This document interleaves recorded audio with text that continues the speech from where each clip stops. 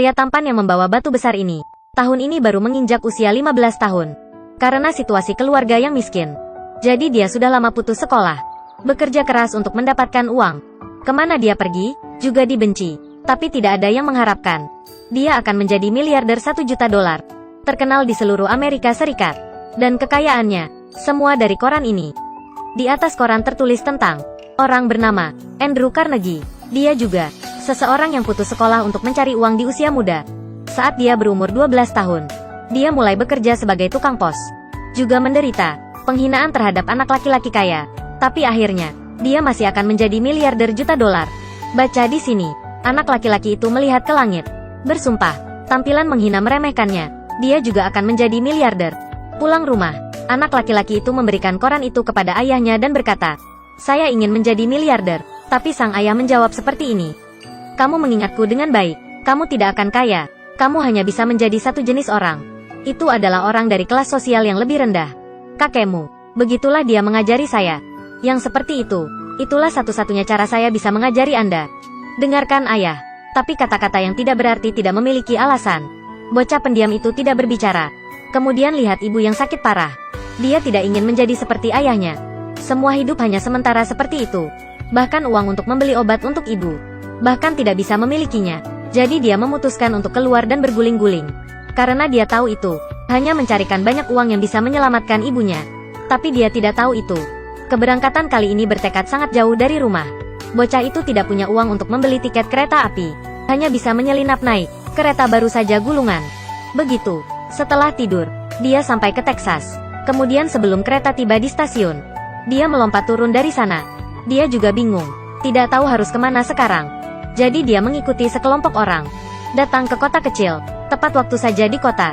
Ada pemilik peternakan yang merekrut pekerja. Untuk mengatasi masalah makan. Bocah yang mempertaruhkan nyawanya, melangkah maju depan. Coba perkenalkan dirinya dengan pemilik peternakan. Tapi dia ingin menemukan seseorang yang kuat dan sehat. Jadi bocah itu, kembalilah dan angkat pria gendut di sebelahnya. Untuk membuktikan diri. Buat pemilik peternakan tertawa. Melihatnya begitu antusiasme, dia memutuskan untuk membawa bersamanya. Di pertanian, bocah itu telah mengenal dengan sahabat terbaik dalam hidupnya. Itu Gus, pria berjiwa bebas seusianya. Sebenarnya Gus lahir dalam keluarga pemilik pertanian kaya, tapi karena krisis ekonomi, jadi hanya bisa keluar, bekerja untuk orang lain untuk mencari nafkah. Mimpinya adalah membangun kembali bisnisnya, menjadi peternakan terbesar di Texas. Dua jiwa muda liberal, tapi takdir itu kesulitan. Berteman satu sama lain seperti ini. Mereka saling menyemangati. Sampai malam, menyaksikan para pekerja berkumpul untuk bermain kartu. Bocah itu jatuh ke dalam perenungan. Merasa bahwa jika hanya seorang pekerja upahan, lalu seluruh hidup ini, dia bahkan tidak bisa menjadi miliarder. Pada akhirnya seperti orang-orang ini. Bodohnya bodoh di bawah cahaya yang berkedip-kedip.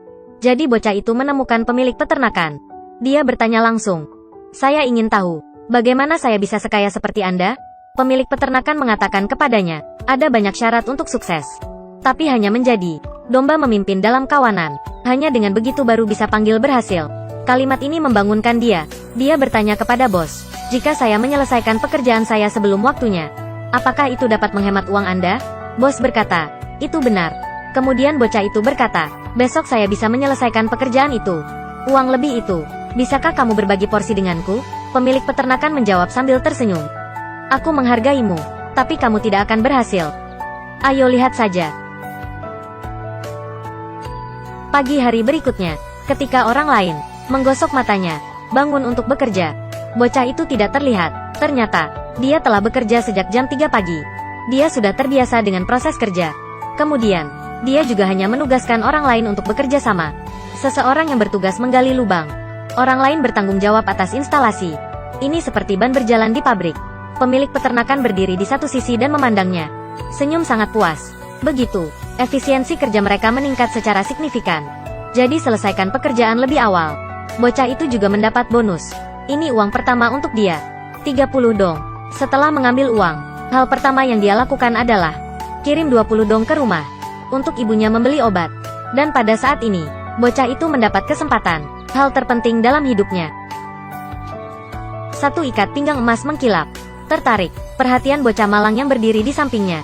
Dia bertanya pada pria itu, "Bagaimana saya bisa kaya seperti Anda?" Pria itu hanya mengatakan satu kalimat. Di padang rumput Texas, Di mana-mana adalah emas. Penting bahwa penglihatan Anda cukup dalam. Bocah itu yang sangat pintar. Segera pikirkan minyak. Apakah saya benar? Apakah itu minyak? Pria itu hanya tersenyum dan tidak menjawab. Berbalik dan pergi. Pertemuan adalah takdir. Ada orang yang hanya melihat satu kali. Telah menjadi abadi. Benar, bocah itu yang baru ditemukan. Bagaimana keluar dari kemiskinan dan menjadi kaya? Baru saja berbalik, terpesona oleh gadis cantik ini. Gadis itu secara alami terbuka. Halo. Tapi dia sangat tegang. Tidak dapat berbicara. Gadis yang tidak membenci. Karena dia adalah anak miskin dari pedesaan. Dia bahkan mengundangnya ke pesta dansa sekolah. Bocah itu dengan cermat merawat dirinya sendiri. Kemudian dengan malu-malu pergi ke pesta. Gadis bernama Hana. Sebagai seorang hot girl yang dicintai oleh banyak orang. Pria yang tidak mau melewatkan kesempatan. Jadi dia memutuskan untuk mengaku. Aku ingin menikahimu. Ini adalah pepatah terbaik yang dia katakan. Sejak kalian berdua saling mengenal, hari itu dia pergi ke sekolah untuk menjemput Hana pulang. Dia membawa tas kerja, terlihat sedikit mencela diri sendiri. Dan di sebelahnya ada anak laki-laki yang hangat dari keluarga kaya. Mengemudi untuk menjemput Hana, sekali lagi sangat sombong. Menertawakan adalah, katak mau makan daging angsa. Pria yang tidak tahan lemah. Maju depan, mengatakan meskipun aku anak desa, tapi akan datang suatu hari, saya akan menjadi miliarder. Sebenarnya Hana juga punya perasaan. Dengan bocah itu, dia memberi bocah itu pergi ke kantor kepala sekolah. Semoga bisa menang. Satu tempat bagi mahasiswa untuk duduk dan mendengarkan ceramah. Maka dia akan bisa tinggal. Tapi kepala sekolah belum mengatakan apa-apa. Bocah itu tidak setuju. Dia berpikir bahwa belajar, buang-buang waktu, cukup baginya untuk belajar secara sendiri. Dia juga banyak terdaftar. Orang yang sukses tapi tidak perlu belajar. Kepala sekolah mengatakan, adalah baik bagi orang muda untuk memiliki ambisi. Tapi pendidikan yang baik, sangat penting untuk masa depan kamu. Untuk membuktikan diri, bocah itu meminta Hana untuk mengajukan pertanyaan. Tolong beri saya nomor 5 atau lebih angka, kalikan dengan angka lain. 56.679x61 3.457.419. Gunakan hanya 1 detik, bocah dapat menghitung hasilnya. Hana diperiksa lagi. Setelah melihat jawaban yang benar, dia juga terkejut. Tidak hanya itu, dia baru saja melihatnya. Kepala sekolah memiliki penyakit kulit.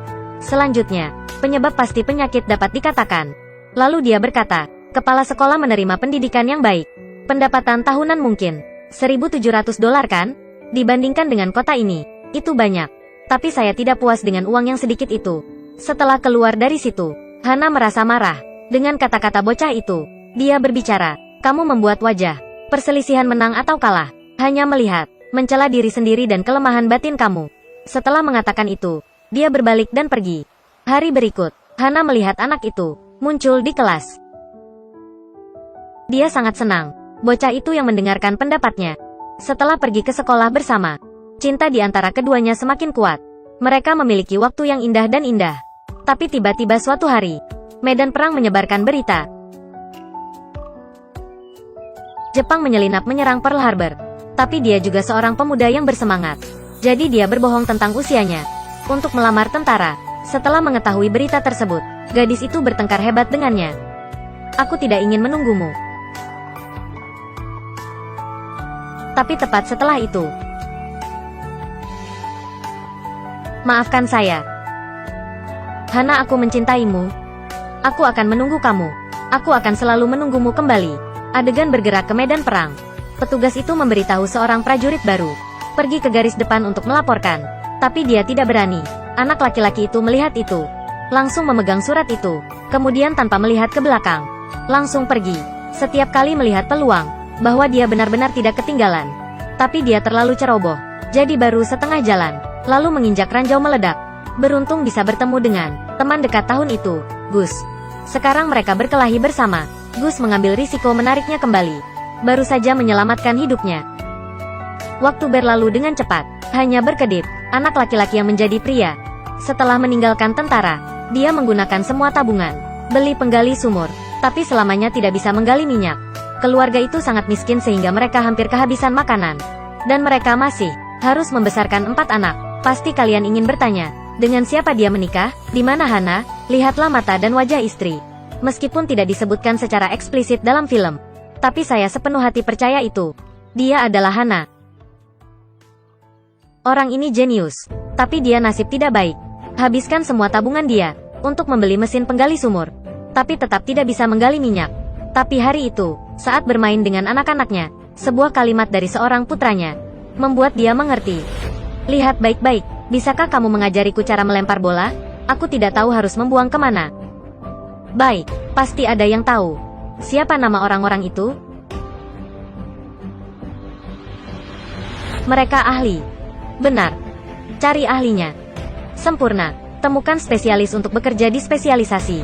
Red cepat, undang seorang ahli. Setelah penilaian ahli, benar saja, mereka menemukan ladang minyak yang besar. Red. Kali ini, dia benar-benar menjadi berkaya. Ahlinya telah menemukannya. Cadangan minyak, jumlah hingga 50 juta barel. Suatu hari bisa menjual $1.000 Amerika Serikat.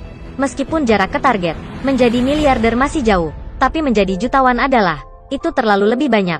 Pada saat ini, pemilik pertanian tua sudah bermata merah karena cemburu. Jadi mengambil kesempatan untuk menghancurkan. Ingin pria itu memberinya bagian. Dia terus terang mengatakan, menuntut Red di pengadilan. Tapi Red masih ingat betul itu. Undang para ahli untuk bekerja di bidang khusus. Dia mengundang lagi pengacara kulit hitam terbaik. Katakan saja beberapa kalimat dan masalahnya terpecahkan. Kontrak ditandatangani. 2 tahun 2 bulan yang lalu. Pengadilan menerima sengketa dalam 2 tahun. Di sini. Jangan bilang kamu tidak tahu. Kenapa bisa begitu? Saya mengatakan kepadanya. Saya hanya seorang pengacara perceraian. Melihat pria kulit hitam itu mengira dia pintar dalam hal itu, Red memutuskan untuk menariknya ke sisinya. Kemudian mereka menggali lebih banyak minyak setiap hari. Bisnis semakin berkembang. Berapa tahun, Red menaruh semua pikirannya untuk bekerja. Buat anak-anak setelah mereka dewasa. Mereka semua menjadi anak orang kaya. Kecuali membuka mulut untuk meminta uang. Maka itu tidak akan melakukan apa-apa. Dan Red juga tidak peduli tentang ini. Sekarang dia hanya memiliki satu hal dalam pikiran. Itu untuk dapat membeli lebih banyak peternakan. Dan gali lebih banyak ladang minyak. Tapi kali ini, akhirnya, Red dalam masalah. Pihak lain bertekad dan menolak untuk menandatangani kontrak. Red hanya bisa, butuh banyak usaha untuk meyakinkan. Dan orang di sebelahnya, juga hanya pengacara kulit hitam. Pada sebelum malam Natal, pengacara tidak bisa menunggu lebih lama lagi. Dia ingin pulang dan berkumpul kembali dengan keluarganya. Red biarkan dia pulang, tapi dia tetap bertahan. Memang, hari berikutnya dia menerima kontrak. Ternyata orang itu sudah lama ingin mentransfer kepada dia. Tapi itu berlangsung begitu lama. Itu karena ingin mencoba lihat seberapa dalam ketulusan Red. Karena akuisisi ini, Red melihat di atas koran berita teratas tentang dia menjadi miliarder. Akhirnya dia berhasil. Tujuan yang dia tetapkan sejak dia masih kecil. Tapi lihat keempat sisinya. Sepertinya tidak ada siapa-siapa. Bagikan kabar baik ini kepadanya. Saat ini dia akhirnya mengerti. Sampai tahap tertentu, kekayaan hanyalah serangkaian angka. Dia mengabaikan keluarganya terlalu lama. Di ujung telepon yang lain, sang istri melaporkan berita itu. Teman pengacaranya juga asisten efektif. Dalam perjalanan pulang mengalami kecelakaan mobil. Kedua ginjal benar-benar dibatalkan. Untuk menyelamatkan nyawa temannya, dia memutuskan untuk mendonorkan salah satu ginjalnya. Setelah keluar dari rumah sakit, Red membuka pertemuan keluarga, menyatakan bahwa aset yang tersisa akan digunakan untuk menyiapkan dana amal, bantu mereka yang membutuhkan. Kemudian dia memberi setiap anak $10.000 USA. Beritahu mereka untuk menggunakan uang ini untuk membantu orang lain. Jelas ini ujian. Tapi sepertinya anak-anak ini, perhitungan selesai. Bagaimana cara menghabiskan jumlah yang besar ini, tapi tanpa niat membantu orang lain. Hanya putra kedua, kembalikan jumlah ini 10.000. Dia bilang dia tidak kekurangan uang. Berharap untuk dapat gunakan uang ini. Masuk ke amal itu. Terakhir, dia telah menjadi pewaris dari amal itu. Sampai jumpa di lain waktu.